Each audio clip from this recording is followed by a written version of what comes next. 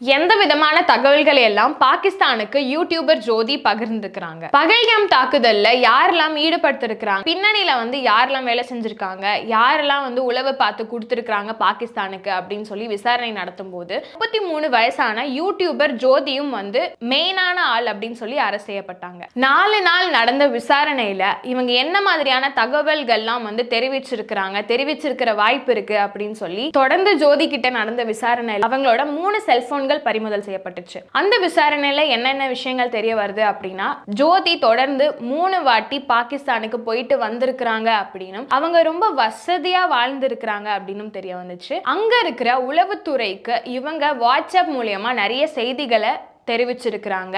அது இந்திய ராணுவத்தை பத்தின விஷயங்களும் நிறைய இருக்குது. இன்னும் இவங்க என்ன மாதிரியான விஷயங்கள் எல்லாமே பண்ணியிருக்கிறாங்க அப்படின்னு சொல்லி தெரிஞ்சுக்கிறதுக்காக இன்னும் 4 நாள் விசாரணை தொடரணும் அப்படின்னு சொல்லி ராணுவ தரப்புல கேட்டிருக்கிறாங்க. கண்டிப்பா ஜோதியிடம் இன்னும் நிறைய தகவல்கள் இருக்கு. அந்த தகவல்கள் எல்லாமே என்னென்ன அப்படின்னு சொல்லி தெரிஞ்சுக்கிட்டதுக்கு அப்புறம் நாங்க தெளிவா உங்களுக்கு எல்லாத்தையுமே சொல்றோம் அப்படின்னு சொல்லி NIA அதிகாரிகள் சொல்லியிருக்காங்க.